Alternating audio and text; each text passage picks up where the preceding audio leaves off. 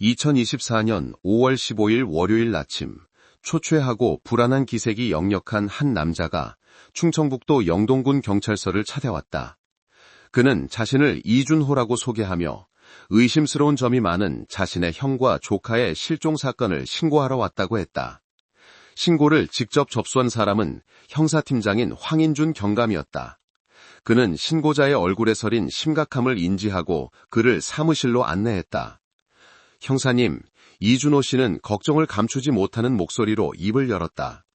제 형 이민호와 올해 13살인 조카 이준수가 실종된 지 나흘째입니다. 지난 며칠 동안 부자에게 계속 전화를 걸었지만 연락이 닿질 않았습니다. 형과 같이 건설 현장에서 일하는 동료들에게 물어보니 그들도 지난 주말부터 형을 못 봤다고 합니다. 마지막으로 연락한 게 언제였습니까? 황 경감이 물었다. 지난주 금요일 오후였습니다. 형이 전화해서 주말에는 집에서 쉴 거라고 했습니다. 형은 책임감이 아주 강한 사람이라 절대 무단결근을 하거나 말없이 어디 가는 사람이 아닙니다. 조카 준수는 더더욱 그렇고요. 아이는 아주 착하고 지금 기말고사 준비 중이라 갑자기 사라질 이유가 없습니다.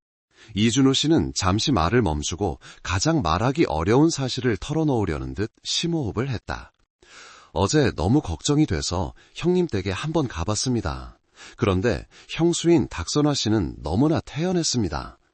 형수가 말하길 형이 군대 시절 친했던 친구가 위독해서 준수를 데리고 강릉으로 병문안을 갔는데 너무 급하게 가느라 저에게 연락할 겨를이 없었다고 하더군요. 네? 그 설명에서 어떤 점이 의심스러웠나요? 네, 아주 많이요. 이준호 씨는 단호하게 말했다. 형수님의 태도가 너무 이상했습니다. 남편과 아들이 며칠째 연락도 없이 멀리 갔는데 전혀 걱정하는 기색이 없었고 제가 여러 번 물어보니 오히려 짜증을 냈습니다. 그리고 가장 중요한 것은 이준호 씨가 목소리를 낮췄다. 최근 마을에서 저희 형수와 김강민이라는 남자의 부적절한 관계에 대한 소문이 파다합니다. 그놈은 형과 같은 건설팀에서 일하는 동료입니다. 최근 많은 사람들이 그놈이 저희 형 집 주위를 어슬렁거리는 것을 봤다고 합니다.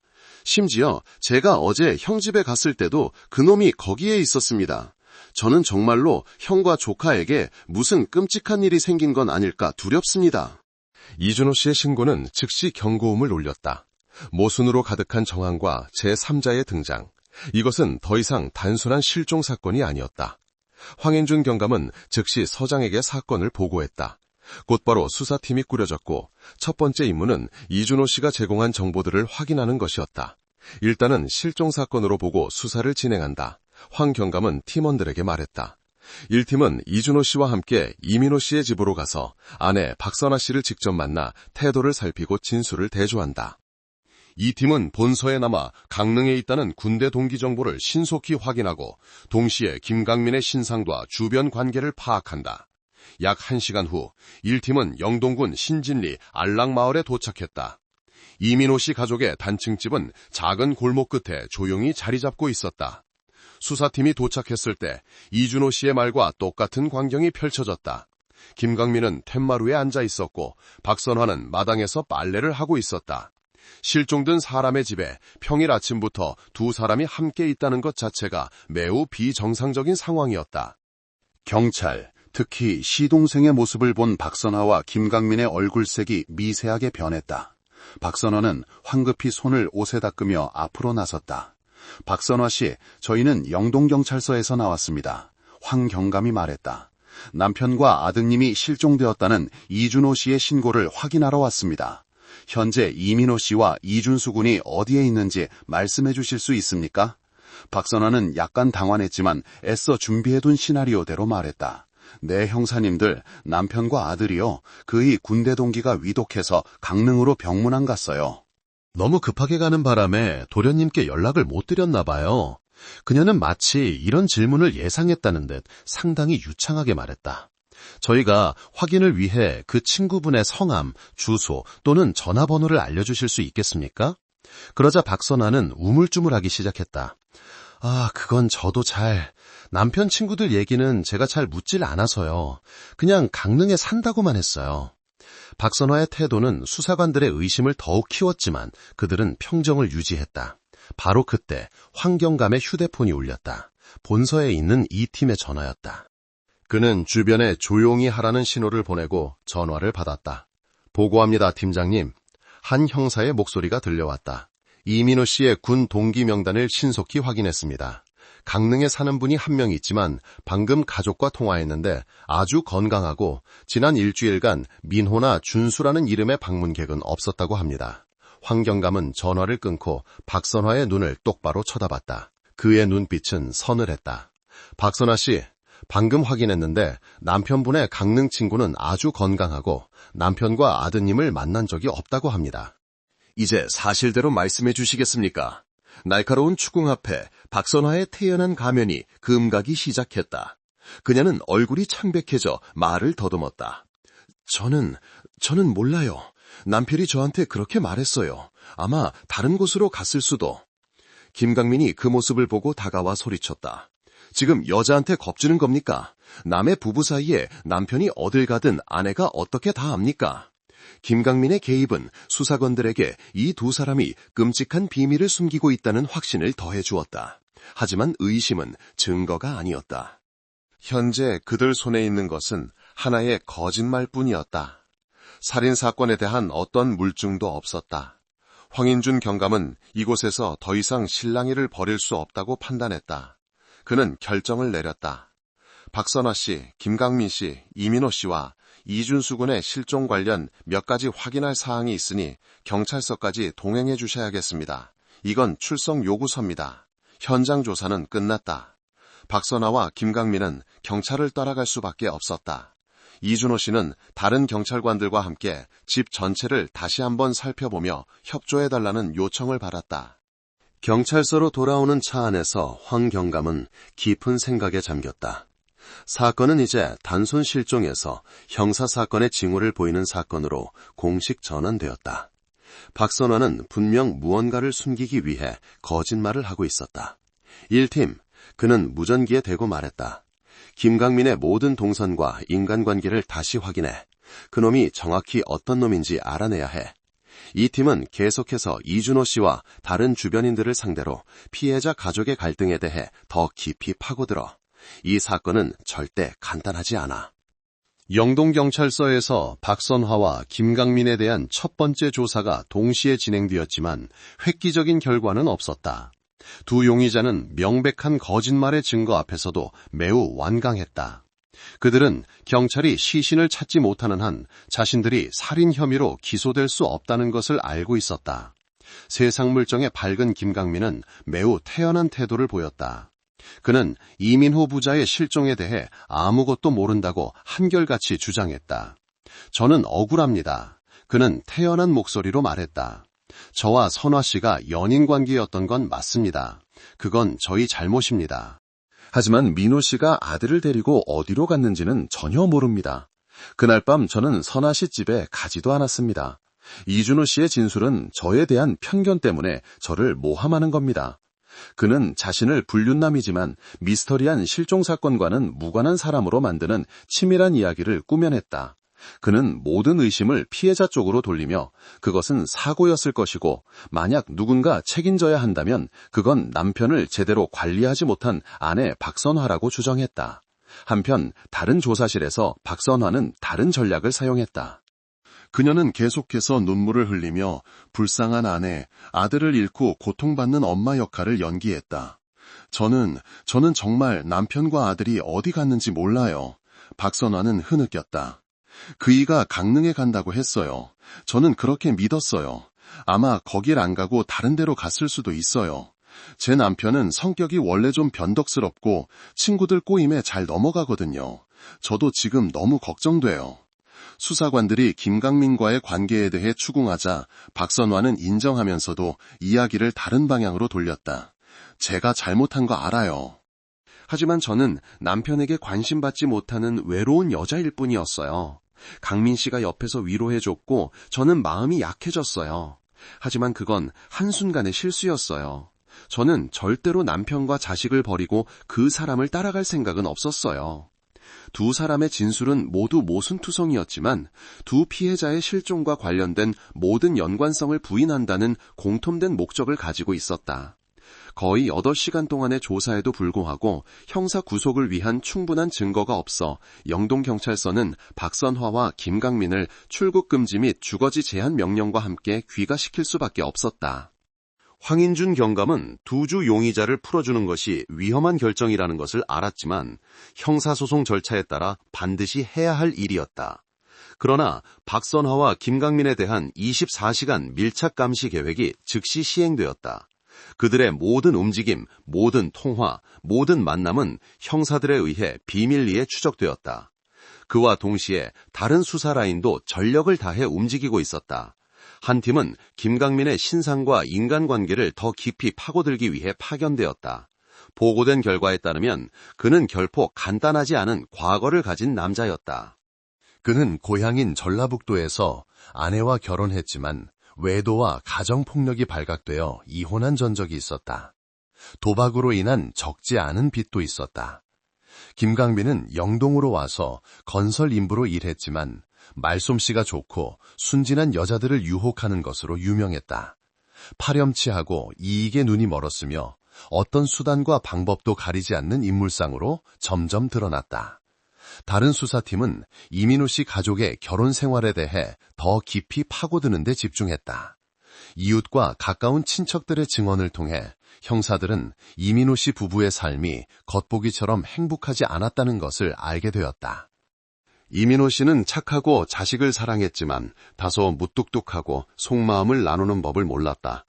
반면 박선화 씨는 물질적 욕구가 강하고 종종 불만을 품으며 남편을 다른 사람과 비교했다. 그들 사이의 갈등은 오랫동안 잠재되어 있었다. 수사는 그렇게 며칠 동안 아무런 돌파구 없이 흘러갔다. 풀려난 박선화와 김강민은 매우 조심스러운 태도를 보였다. 그들은 거의 만나거나 연락하지 않았다. 각자 병착의 감시 아래 최대한 평범한 삶을 살려고 노력했다. 사건은 다시 한번 막다른 골목에 다다를 듯했다. 수사본부는 이민호 부자가 살해당했다는 강한 믿음을 가지고 있었지만 시신도 범행 현장도 찾을 수 없었다. 가장 막막하다고 느껴지던 바로 그 순간 아무도 예상치 못한 인물로부터 뜻밖의 단서가 나타났다. 바로 이준호 씨였다. 형과 조카가 실종된 날부터 이준호 씨는 거의 밤잠을 이루지 못했다. 박선화와 김강민이 풀려났다는 사실은 그를 더욱 분노하고 절망하게 만들었다. 막막함 속에서 그는 저녁에 다시 한번 형의 집으로 가보기로 결심했다. 그는 안으로 들어가지 않고 담장 밖에서 익숙한 마당을 바라보며 자신이 놓쳤을지도 모르는 이상한 점을 찾으려 했다. 그리고 그의 시선은 낡은 우물가, 나무판 몇 개로 허술하게 덮여있는 곳에 멈췄다. 한 가지 기억이 그의 머릿속을 스쳐 지나갔다. 그는 형이 실종되기 일주일 전쯤 불평했던 말을 갑자기 떠올렸다. 형제가 함께 차를 마시고 있을 때였다. 이민호 씨는 요즘 마당 뒤 낡은 우물에서 왠지 이상한 냄새가 난다고 했다. 너무 고약해서 이번 주말에는 사람을 불러서 청소해야겠다고. 이 기억은 그가 이전에는 혼란 속에서 미처 신경 쓰지 못했던 다른 세부 사항과 갑자기 연결되었다. 우물 입구를 덮고 있는 나무 판재들이 아주 새 것처럼 보였다. 나무색이 이끼 낀 낡은 우물 벽과는 확연히 달랐다. 갑자기 악취가 나기 시작한 우물이 서둘러 조심스럽게 덮였다. 전혀 관련 없어 보이던 이 두 가지 세부 사항이 갑자기 연결되면서 이준호 씨의 마음에 끔찍한 의심을 불러일으켰다. 그는 즉시 황 경감에게 전화해 이 사실을 보고했다. 이 귀중한 정보는 수사팀에게 터널 끝에 빛과도 같았다. 그날 밤 황인준 경감은 긴급회의를 소집했다. 수사팀원 모두가 우물을 수색해야 한다는데 의견을 모았다. 이민호 씨 가족의 주거지와 토지 전역, 특히 우물 지역에 대한 긴급 압수수색 영장이 즉시 작성되어 검찰청에 제출되었고 승인을 받았다. 다음 날 새벽 첫 햇살이 채 비추기도 전에 경찰력이 다시 알락마을을 나타났다. 하지만 이번에는 확고한 결심과 명확한 목표를 가지고 왔다. 형사의 직감은 황 경감에게 이민호 부자의 실종에 대한 해답이 강릉이나 그 어떤 먼 곳이 아니라 바로 저 낡은 우물의 고인물과 깊은 어둠 속에 조용히 잠들어 있다고 말해주고 있었다. 2024년 5월 17일 새벽, 평소 조용하던 알락마을이 갑자기 소란스러워졌다. 수십 명의 경찰관과 소방차 한 대, 구조대 특수차량 한 대가 작은 골목으로 진입해 이민호 씨의 집 주변에 엄격한 통제선을 설치했다. 차량 소리와 이례적인 경찰력의 등장에 잠이 깬 마을 사람들은 길가로 나와 웅성거렸다. 밤새 밀착 감시를 받던 박선아와 김강민은 현장에 출석하여 전 과정을 지켜봐야 했다. 대용량 펌프와 밧줄 뭉치가 낡은 우물 쪽으로 옮겨지는 것을 보자 두 사람의 얼굴에서 핏기가 사라졌다. 그들은 자신들의 연극이 막을 내릴 때가 왔음을 직감했다. 황인준 경감의 직접적인 지휘 아래 우물 수색 작업이 시작되었다. 산업용 펌프가 우물 속으로 내려갔고 굉음이 터져나오며 팽팽한 긴장감을 깨뜨렸다. 시커멓고 걸쭉하며 역한 악취를 풍기는 물이 펌프를 통해 빨아올려져 긴 호스를 따라 뒤편 공터로 흘러나갔다. 시간은 무겁게 흘러갔고 우물 수위는 점차 낮아졌다. 시신 썩는 냄새는 점점 더 진해져 현장에 있는 모든 사람이 마스크를 착용해야 했다. 박선아는 온몸을 사시나무 떨듯 떨며 서서 극도의 공포에 질린 채 우물 입구에 시선을 고정했다. 김강민은 애써 태연한 척했지만 꽉 쥔 수갑찬 손과 이마에 맺힌 식은 땀이 그의 공포를 드러내고 있었다. 우물 수위가 진득한 진흙층만 남았을 때 펌프가 꺼졌다. 방호복을 완벽하게 갖춰 입고 산소통을 맨 용감한 구조대원 한 명이 안전로프를 묶고 동료들의 도움을 받아 칠흑 같은 우물 속으로 천천히 내려갔다. 현장은 쥐죽은 듯 조용했고 수백 개의 눈이 모두 우물 입구로 쏠렸다. 불과 몇 분 후 우물 바닥에서 구조대원의 목소리가 울려 퍼졌다. 방독면 때문에 변조되었지만 그 속의 충격은 감출 수 없었다. 보고합니다. 시신이 있습니다. 최소 2구입니다. 최악의 상황을 예상하고 있었지만 2구의 시신이라는 말을 듣는 순간 모두가 경악을 금치 못했다. 멀지 않은 곳에 서 있던 동생 이준호 씨는 땅바닥에 주저앉아 처절하게 울부짖었다. 그 확인의 말을 들은 박선화는 광기 어린 비명을 지르며 정신을 잃었고 여경들에 의해 급히 집안으로 옮겨져 보살핌을 받았다. 인양 작업은 매우 어렵고 신중하게 진행되었다. 첫 번째로 올라온 시신은 낡은 방수포에 쌓인 성인 남성의 것이었다. 물속에 여러 날 잠겨 심하게 부패했지만 아직 입고 있는 작업복을 통해 이준호 씨는 그것이 바로 자신의 형 이민호 씨임을 알아보고 고통스럽게 울부짖었다. 그러나 공포는 거기서 끝나지 않았다. 구조대원들이 검은 진흙 속을 계속 수색하여 두 번째 포대를 끌어올렸다. 그것을 열자 더욱 비참한 광경이 드러났다. 작고 웅크린 몸, 13살의 이준수 군이었다. 범인은 무고한 아이에게까지 잔혹한 손을 뻗쳤던 것이다. 알락마을 전체가 충격과 분노에 휩싸였다. 이전의 험담과 수군거림은 이제 두 범죄자를 향한 저주와 욕설로 바뀌었다. 그들의 죄는 인간성의 모든 한계를 넘어섰다. 두 피해자의 시신이 발견됨에 따라 실종 사건은 공식적으로 2인 살인 중대 사건으로 전환되었다. 박선하와 김강민에 대한 긴급 체포영장이 현장에서 즉시 집행되었다. 이번에는 그들도 더 이상 부인할 수 없었다. 두 피의자가 도경찰청으로 이송되는 동안 현장 감식과 부검은 더 큰 규모로 계속되었다. 기술수사 전문가들이 집 전체를 샅샅이 뒤졌다. 그들은 부엌 타일 틈에서 닦아냈지만 여전히 남아있는 핏자국을 발견했다. 부엌 선반에 가지런히 놓여있던 생강 찢는 나무 절구덩이에서도 의심스러운 흔적이 발견되었다. 직후에 실시된 상세한 부검 결과는 초기 의심을 재확인하고 귀중한 정보를 제공했다. 이민호는 두부 외상과 수면제 중독으로 가장 비극적인 피해자인 이준수 군은 질식사로 사망했다. 그의 목 부위에는 목이 졸린 것과 일치하는 피멍 자국이 있었다. 범인은 시신을 유기하기 전에 아이를 먼저 살해했던 것이다. 말은 없지만 가장 강력한 증거인 두구의 시신을 앞에 두고 황인준 경감은 수색 단계가 끝났음을 알았다.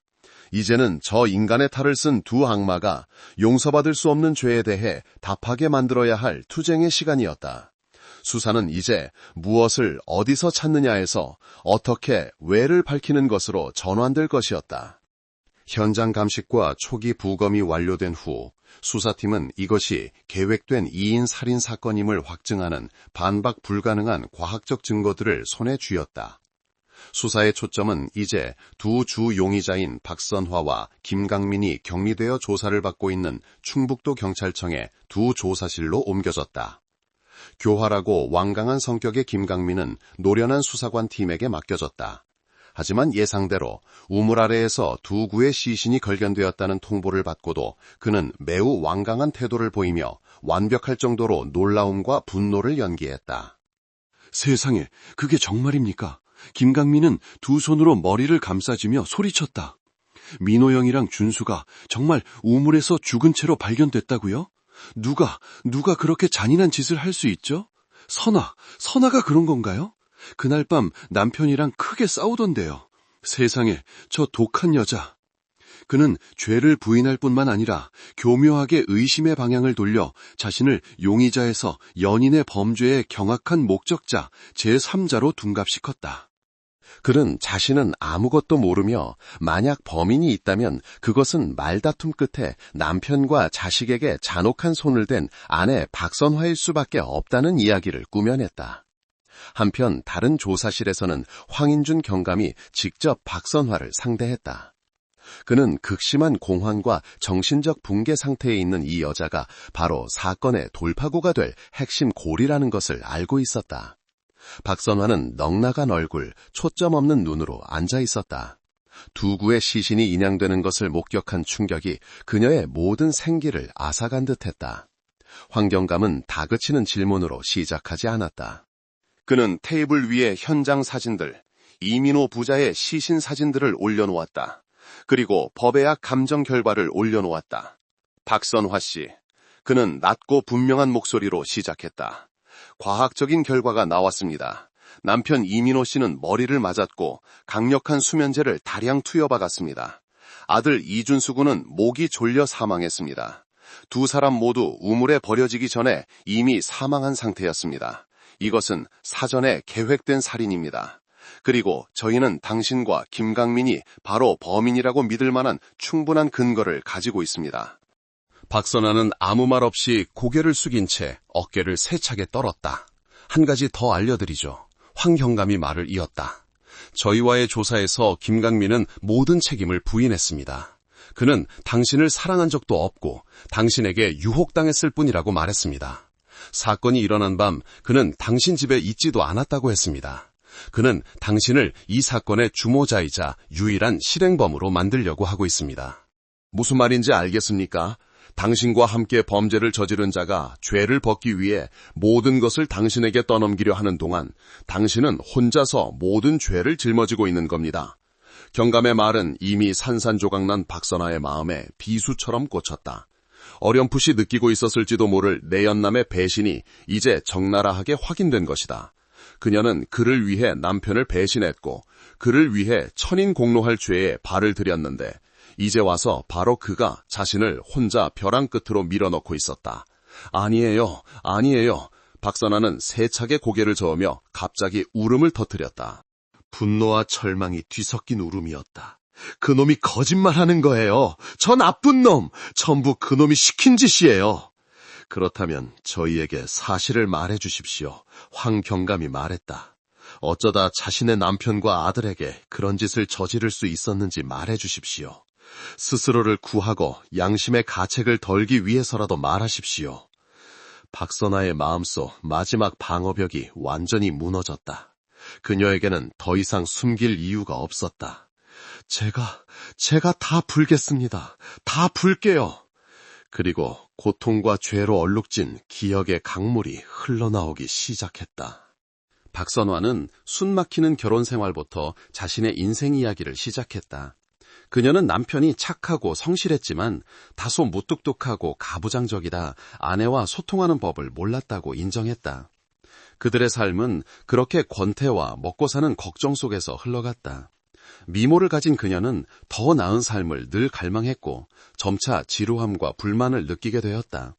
그리고 김강민이 나타났어요. 박선화가 말했다. 그는 남편과 같은 건설팀에서 일했지만 전혀 다른 사람이었어요. 그는 말솜씨가 좋고 아첨을 잘했으며 어딘가 거친 매력이 있었어요. 그는 제가 지치고 외로워하는 걸 알고 저에게 관심을 보이기 시작했어요. 박선하는 김강민이 달콤한 말과 능숙한 관심 표현으로 어떻게 자신을 단계적으로 정복했는지 상세히 설명했다. 그는 그녀가 예쁘다고 요리를 잘하다고 칭찬했다. 그는 그녀가 삶의 고단함을 토로하는 것을 들어주었다. 그는 그녀에게 작은 선물들을 가져다 주었다. 비록 사소한 것들이었지만 그것은 그녀의 남편이 단 한 번도 해주지 않았던 것들이었다. 저는 마음이 약해졌고 죄스러운 관계에 빠져들었어요. 박선화는 눈물을 흘리며 말했다. 처음에는 마음속 답답함을 풀기 위한 하룻밤의 불장난이라고 생각했지만 강민 씨는 그렇게 생각하지 않았어요. 그들의 비밀스러운 관계는 몇 달간 지속되었다. 김강민은 단지 육체적인 쾌락만을 원한 것이 아니었다. 그는 박선화에게서 무언가를 빼앗을 기회를 보았다. 그는 내연녀의 머릿속에 해로운 생각들을 심기 시작했다. 그는 계속해서 제 남편을 깎아내렸어요. 박선화가 자백했다. 남편이 무능하고 쓸모없는 인간이라 1년 내내 뼈 빠지게 일해도 처자식에게 풍족한 삶을 마련해주지 못한다고 말했어요. 그는 저와 그가 함께하게 된다면 더 좋고 부유한 삶이 펼쳐질 것이라는 환상을 그려주었어요. 제 미모라면 그보다 훨씬 더 많은 것을 누릴 자격이 있다고 했어요. 그 말들은 서서히 스며드는 독약처럼 박선화의 생각 속에 깊이 파고들기 시작했다. 그녀는 남편을 다른 시선, 원망과 혐오가 가득한 눈으로 보기 시작했다. 정점은 그가 제 남편을 제거하는 것에 대해 말하기 시작했을 때였어요. 박선화는 떨며 말을 이었다. 어느 날 오후 우리가 몰래 만난 직후였어요. 그가 저를 껴안고 귓가에 속삭였어요. 그때 그의 목소리는 지금도 잊히지 않아요. 조사실의 수사관들은 숨을 죽였다. 그가 제 귓가에 속삭였어요. 박선화는 눈을 질끈 감았다. 너 같은 여자가 저런 남편이랑 사는 건 너무 고생이야. 내가 너무 안타까워. 만약 그 인간이 사라지기만 한다면 우리가 당당하게 함께할 수 있을 텐데 내가 널 행복하게 해줄게. 그 악마 같은 말은 처음에는 박선화를 소름 끼치게 했지만 긴 밤 고뇌하는 동안 남편에 대한 증오와 김강민이 그려준 부유한 미래에 대한 환상에 매료되어 그 생각은 더 이상 낯설지 않게 되었다. 그것은 점차 하나의 가능성, 그녀가 막다른 골목이라고 여겼던 삶의 유일한 탈출구로 변해갔다. 죄의 씨앗이 죄 많은 여인의 영혼 속에 공식적으로 뿌려진 것이다. 조사실에서 이어진 박선화의 자백은 수사관들을 죄악의 음모 속으로 더 깊이 이끌었다. 김강민이 머릿속에 심어준 남편 제거 계획에 대해 처음에는 극심한 공포를 느꼈지만 교활한 김강민은 강요하지 않았다. 그는 끈기 있게 달콤한 말, 아름다운 미래상, 그리고 육체적 접촉을 이용해 내연녀의 마지막 저항을 단계적으로 무너뜨렸다. 그는 계속해서 저에게 말했어요. 민호 씨만 사라지면 네 인생은 새로운 장을 열게 될 거야. 박선화는 떨리는 목소리로 회상했다. 눈을 질끈 감은 채 마치 그 기억을 마주하고 싶지 않다는 듯이. 그는 저에게 행복한 삶을 보장해주겠다고, 제 아들을 친아들처럼 사랑해주겠다고 약속했어요. 이 죄는 우리 둘만 알 것이고 아무도 발견하지 못할 거라고 했어요. 점차 저는 그 말을 믿게 되었어요. 남편에 대한 증오와 더 나은 삶에 대한 갈망이 두려움을 이겼어요.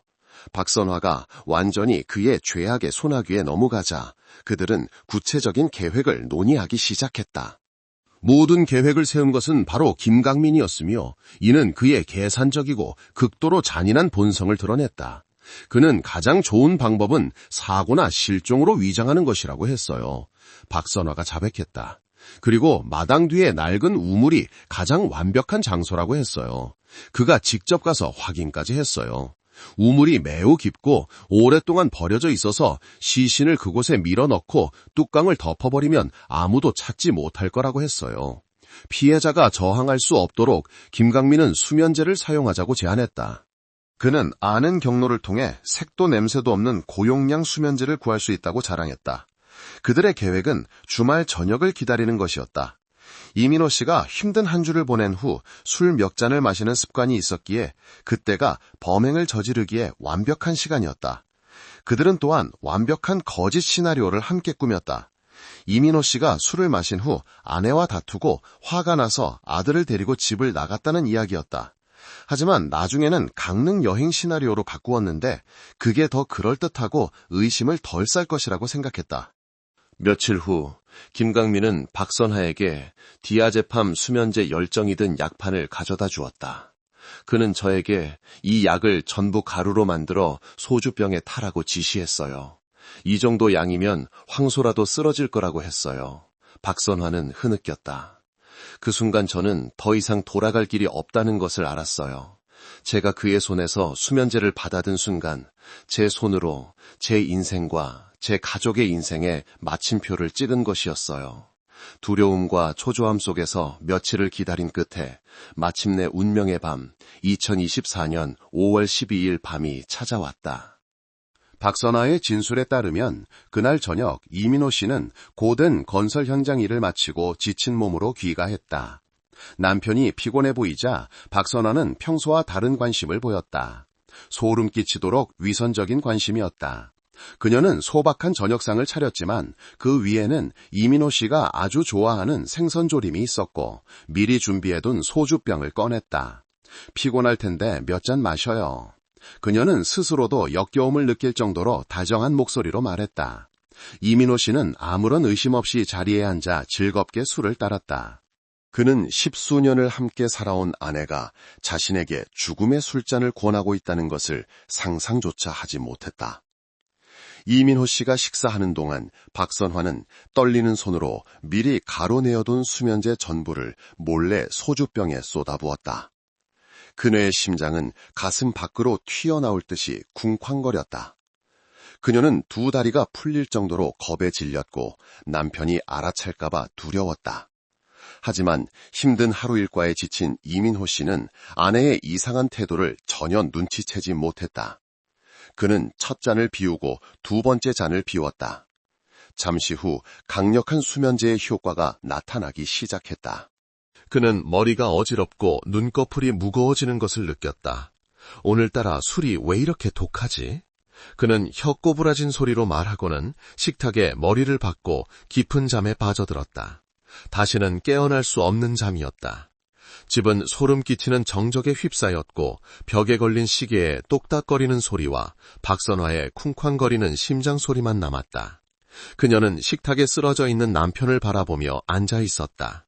마음속은 두려움, 죄책감, 그리고 병적인 흥분이 뒤섞인 혼돈 상태였다. 그녀는 더 이상 돌아갈 길이 없다는 것을 알았다. 그녀는 떨리는 손으로 휴대폰을 집어들고 잠금을 해제한 후 집 근처 어딘가에 숨어있을 내연남에게 짧은 메시지를 보냈다. 메시지는 단 2글자. 한 사람의 목숨을 결정짓고 그녀 자신의 인생에도 마침표를 찍는 2글자였다. 됐어. 몇 분 후 검은 그림자가 조용히 문가에 나타났다. 김강민이었다. 그는 안으로 들어와 식탁에 쓰러져 있는 남자를 보고는 박선화를 향해 돌아보며 음흉한 미소를 지었다. 처형의 시간이 다가온 것이다. 조사실에서 이어진 박선화의 자백은 수사관들을 범죄의 문턱, 두 연인이 한 생명을 끝장내려던 바로 그 운명으로 이끌었다. 박선화의 기억은 공포와 죄책감으로 걸쭉하게 계속 흘러나왔다. 김강민이 집에 들어왔을 때 그는 조금도 망설이지 않았다. 그는 침대에 쓰러져 있는 이민호를 힐끗 보고는 박선화에게 신호를 보냈다. 그는 부엌으로 들어가 개를 찢는 데 쓰는 단단한 나무 절굿공이를 집어들고 박선화와 함께 이미 영혼 없는 시체처럼 축 늘어준 이민호를 힘겹게 부축해 침실로 옮겼다. 하지만 그들이 막 손을 쓰려던 바로 그 순간 더 끔찍한 비극이 일어났다. 안쪽 방 문이 갑자기 열렸다. 아마도 이상한 소리를 듣고 잠이 깬 이준수 군이었다. 아이는 밖으로 나와 눈을 비비며 엄마와 아빠의 친구인 강민 아저씨가 쓰러진 아빠 옆에 서 있는 것을 보고 그 자리에 얼어붙었다. 아이는 모든 상황을 이해하기에는 너무 어렸지만 본능적으로 무언가 끔찍한 일이 벌어지고 있다는 것을 알아차렸다. 아이는 눈을 동그랗게 뜨고 입을 벌린 채 그 자리에 서 있었지만 아무 소리도 내지 못했다. 아이의 갑작스런 등장은 박선화와 김강민 모두를 경악하게 했다. 하지만 짐승 같은 본성을 지닌 김강민은 재빨리 평정을 되찾았다. 그는 즉시 위험을 감지했다. 제가 다 봤어. 김강민은 아기에 찬 목소리로 휙휙거렸다. 극심한 혼란 속에서 그는 더 이상 생각할 겨를이 없었다. 그는 손에 든 나무 절구공이를 휘둘러 이민호의 뒤통수를 치명적으로 내리쳤다. 끔찍하고 둔탁한 소리가 울려 퍼졌다. 이민호는 몸을 한번 움찔하더니 그대로 잠잠해졌다. 아버지가 눈앞에서 맞아 죽는 광경을 목격한 준수군은 마침내 비명을 질렀다. 아빠! 그 비명은 바로 자기 자신에게 내려진 사형 선고이기도 했다. 김강민은 박선화를 돌아봤다. 그의 눈은 소름 끼치도록 잔혹한 빛으로 번뜩였다. 쟤를 살려둘 순 없어. 안 돼!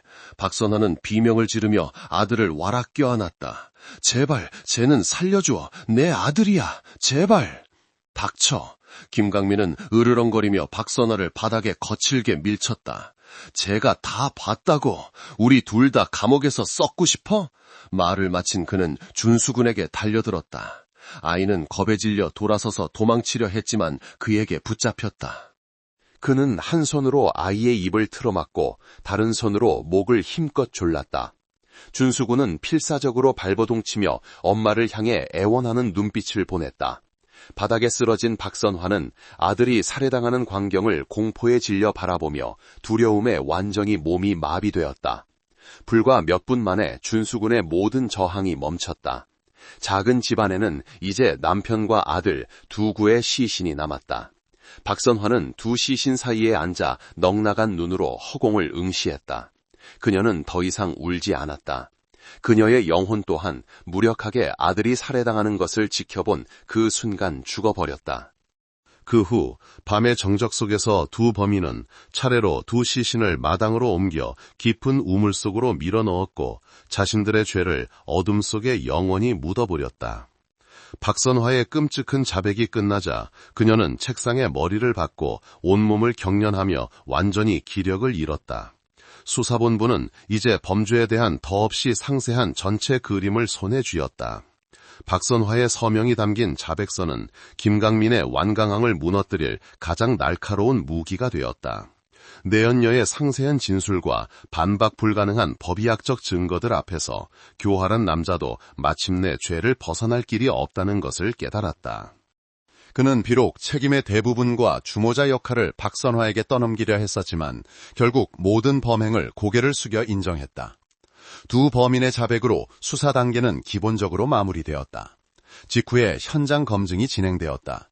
박선화와 김강민은 수면제를 먹이는 것부터 살해, 그리고 부자의 시신을 우물에 유기하는 것까지 자신들의 모든 범죄 행위를 다시 한번 재현해야 했다.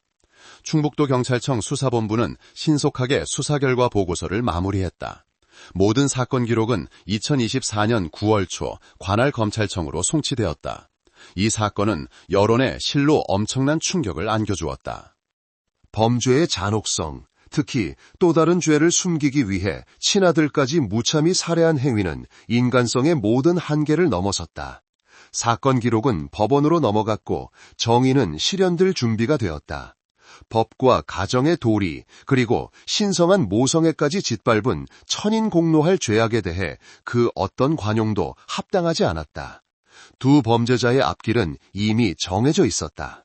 주모자이자 달콤한 말로 내연녀를 조정했으며 무고한 부자를 직접 잔혹하게 살해한 김강민은 자신의 죄에 상응하는 단 하나의 판결을 받게 될 것이 분명했다.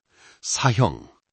그리고 욕망과 맹목적인 믿음 때문에 남편을 배신하고 남편 살해 계획에 동조했으며 마침내 친아들이 살해되는 것을 무참히 지켜보고 방조한 여자 박선화. 그녀가 아무리 순순히 자백했다 하더라도 법의 가장 엄중한 처벌을 피할 수는 없을 것이다. 그녀의 죄는 용서받을 수 없다. 그녀에게 내려질 판결 역시 사형일 것이다. 두 번의 사형 선고. 그것은 불만과 불륜 관계에서 비롯된 일련의 죄악된 행위가 맞이할 필연적인 결말이었다. 이 사건은 인간성의 타락에 대한 값비싸고 고통스러운 경고이다. 그것은 결혼 생활의 작은 균열, 거짓말, 비밀스러운 만남이 모든 것을 집어삼킬 수 있는 괴물로 발전할 수 있음을 보여준다. 비극은 우물에서 시작된 것이 아니라 바로 그 집안에서 해결되지 않은 불만에서부터 시작되었다. 그것은 수면제로 시작된 것이 아니라 제3자의 해로운 달콤한 말에서부터 시작되었다. 그리고 그것은 두 사람의 죽음으로 끝나는 것이 아니라 남겨진 사람들의 미래를 포함한 여러 인생과 운명의 완전한 파멸로 끝나는 것이다. 알락마을의 낡은 우물은 언젠가 메워지겠지만 그에 얽힌 비극적인 이야기는 영원히 가슴 아픈 교훈으로 남을 것이다. 배신의 파괴력을 결코 과소평가하지 마라. 한번 그 씨앗을 심으면 거두는 것은 눈물뿐만 아니라 피와 돌이킬 수 없는 비극일 수 있기 때문이다. 여러분의 이름은 무엇인가요? 그리고 나이는 어떻게 되세요? 오늘 제가 들려드린 이야기는 어떠셨나요? 여러분의 마음에 작은 울림이라도 있었기를 바랍니다. 부디 언제나 평안하고 행복한 날들만 가득하시기를 진심으로 기원합니다. 혹시 여러분에게도 우리 모두와 함께 나누고 싶은 재미있거나 감동적인 이야기가 있다면 댓글로 들려주세요. 여러분의 소중한 이야기를 기다리겠습니다.